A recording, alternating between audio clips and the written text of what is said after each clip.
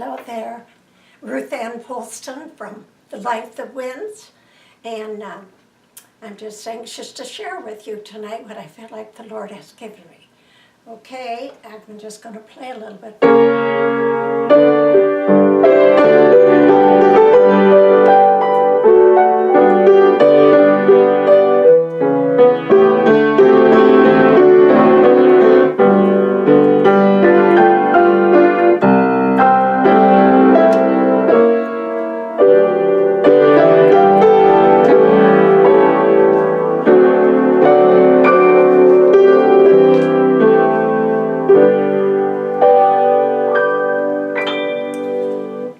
Only trust Him.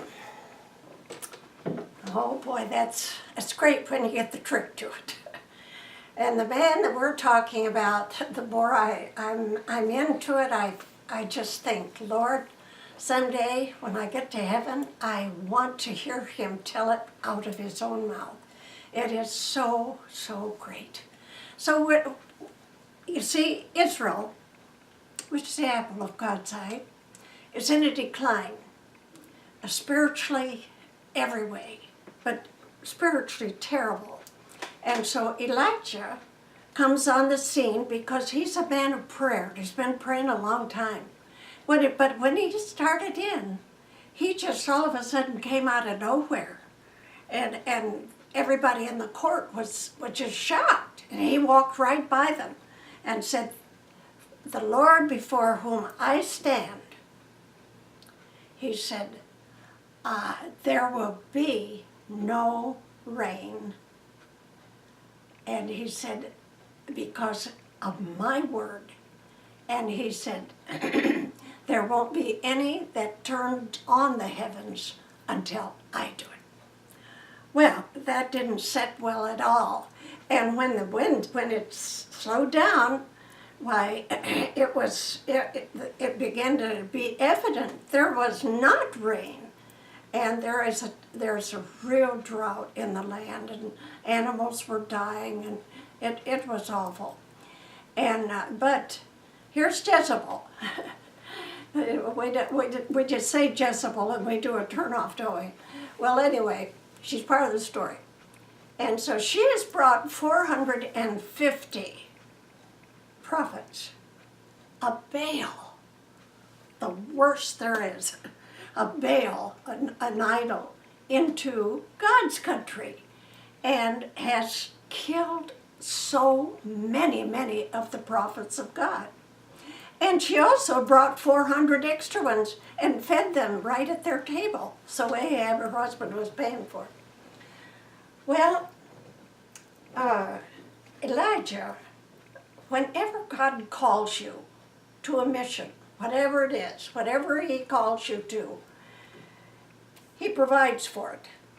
And sometimes it's kind of strange how He does it. But you see, He's trying to get the whole nation to turn around, and He's got to get to Mount Carmel. Okay, it's way up in the mountain. And He's going to get all the prophets of Baal there. But before He goes, God has to test him almost on every line. So anyway, he said, "Go to Cherith. I've commanded the ravens." And I talked about it last week. And he fed him twice a day. But then all of a sudden the brook dried up and the ravens didn't fly. Well, it's obvious. He's got to move on. So then he reports in for orders. "What's now, Jehovah God?" He said, "Arise and go to Zarephath." And he said, "For I have commanded." I like that word. He commanded a raven, and now he commands a widow. It seems like whether it's an animal, whatever it is, if God wants to use it, He's made everything, so He can command it. He could command the stars. He knows all of the galaxies, and we have all kinds of galaxies up there that we've never even seen yet. So anyway, here he is. It's about 100 miles there. He's walked, he's tired, and how is he going to find this widow? Could he distinguish her from the rest?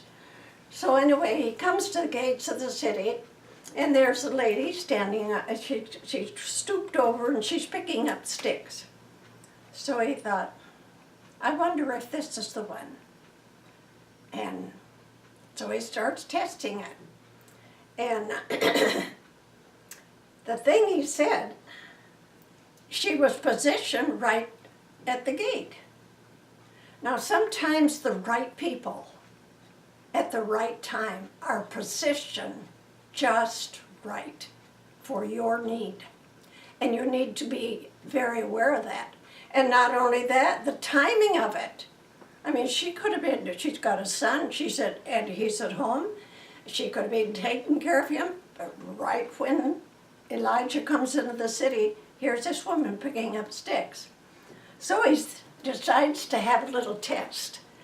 And he said, I've been walking a long time and I'm thirsty. Could you get me a little water? And she said, well, yes. She dropped her sticks and away she went to get the water. And on the way there, why, he called to her and said, I pray thee, would you bring me a little morsel too? I'm kind of hungry. Well, then she sort of settled back. What she's going to tell him is that she's just one little tiny morsel. Probably she called it a cake, but it wouldn't be our kind of cake with frosting. And she says that's between her and death.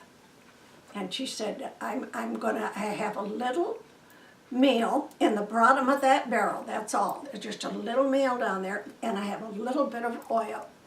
I'm going to take those sticks, I'm going to bake that little bit, and they said, my son and I are going to eat it, and then we're going to die. Well, you know, that didn't even seem to, I'm sure he felt, oh, that's awful. But you see, he knew God. She looked in the barrel and saw death. But she's talking to a faith man. He looked in the barrel and saw life. So he tested her by saying, would you bake me a little cake first? Well, by that time, you know, you kind of just wonder, well, what kind of a man would do that? A man of God. Because she was putting him to the test and didn't even know it. But he was gonna, you see, God often uses needy people to help needy people. And that's exactly what he did. She had need, and he did too, and so they needed each other. So she said, I will. What made her say that? Except God himself. And she said, because you have said that. He went to the barrel and said, for at least as long as I am with you, and we're going to be together many days, he said, I want you to know that Jehovah God will see to it there'll always be enough in the barrel for it to sustain us for an entire year at least, probably longer. And so she thought, well, you know, she's beginning to trust him and believe the prophets. And the Bible said, if you believe the prophets, you'll prosper. Well, this lady's just about to prosper. And so the cruse of oil was never empty. It was all there that they could eat for an entire year. Well, there were other things that he had to get used to. He's in Zarephath, and Zarephath is in Gentile country. Well, he's a patriotic Jew. I mean, he's trumping the course of the need of the Israelites. What's he doing down here in Gentile country? So he has to labor against his nature, because I suppose this lady was a Gentile. But not only that, he was in Zion. Let's see, what was the name of it? Zion. And That's got to ring a bell. Because you know what that was? That's where Jezebel comes from. So she's got people all over the land that know her. And here he would be hiding out in her country, in her land, and she's over there trying to corrupt his land. Now, you know, God's ways are absolutely past finding out. And that's exactly what happened. He was in Sidon, and he was in the headquarters of Baal worship.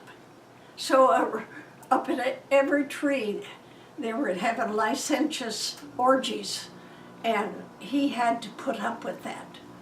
But God said, go there, so he's there, and so is this widow. And sometimes we don't understand why the Lord does things like he does. He does things because he's God. If we could always figure out and just kind of plan ahead. Now, if I were going to go to the next place, I want to have a map, a GPS, something. I'd want to know where I was going. And besides, I'd want to have some transportation. And if you'd just tell me that I was going to be right in the middle of ISIS, I don't think I'd go there. But you see, God has already settled before the foundation of the world, before there ever was a Jezebel, before there ever was a Sidon, before there ever was an Elijah, he knew exactly what he was going to do. He knew all the hairs on top of Elijah's head. So all of those were against his naturalness, spiritually, and the familiarity of knowing the structure of the area. It wasn't familiar to him at all. But you know, he's got something bigger that's driving him on, and it's faith. Do you know what? Doubt will starve your faith to death.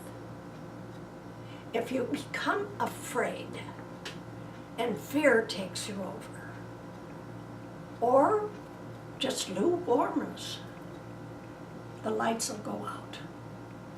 There's a romance with faith. There's something that separates you to God. Because the Bible said without faith, it's impossible to believe God. Because God is so awesome, you could never figure him out on your own. And I like the thought that he goes before you. He went before him. Before he ever get there, he let her say, you better go get some sticks. She goes to him and says, where does she go? She goes right where he's going to come in. Was it by accident? No, I don't think so. Well, not only that, I thought of the same thing when Israel came out of Egypt. Do you know what led them? So they knew where to go? A cloud. And as long as they followed the cloud, they were going straight toward the promised land. And when Egypt turned loose and Pharaoh said, let's go down, we'll trap them by the Red Sea, and that cloud that was ordered by God turned right around and went in back of them and was a wall until all night long. Pharaoh could not see them, he could not find them, and he figured that on their side, it must be dark too, but God said, no, it's going to be light on that side. And he had a light, and he split the waters for the people to go through on the Red Sea. What a God we serve. He is the same yesterday. Now, our situation doesn't call for the same thing, but believe me, I know I'm talking to people and I'm talking to myself. I need things to happen, prayers that are out there that haven't been answered yet, and I expect them to be. Why? God said so. He sent his word. And I tell you, the Bible said he'll never alter the thing that has gone out of his mouth. Here's this little song. 'Cause Come every soul. By sin oppressed, there's mercy with the Lord.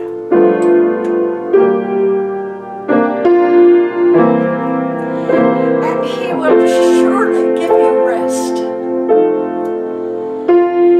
by trusting in His word.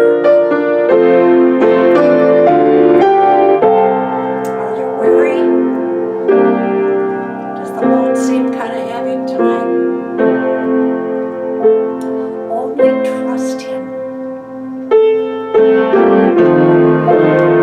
Only trust Him. Only trust Him now.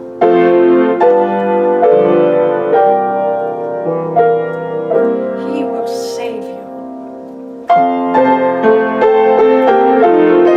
He will save you.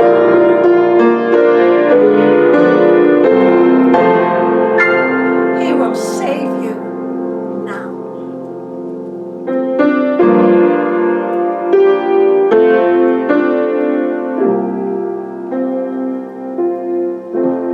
Lord Jesus, if there's, I don't want to say if there's one, there's got to be quite a few out there, Lord,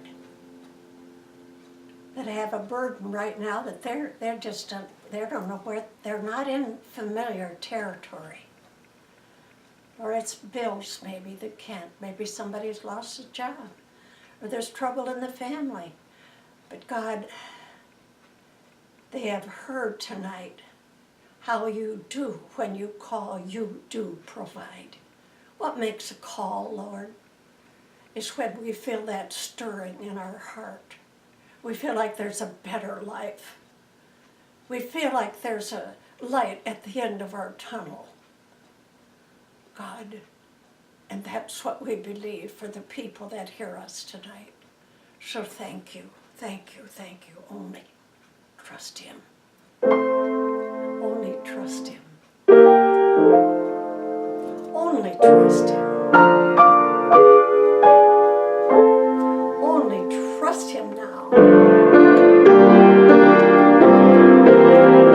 He will save you in your circumstances.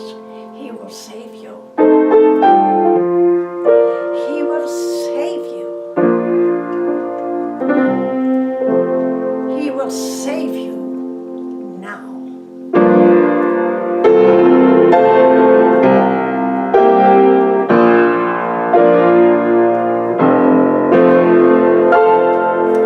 Thank you for being with me tonight. This is Ruth Polston from The Life That Wins, and it's been a joy.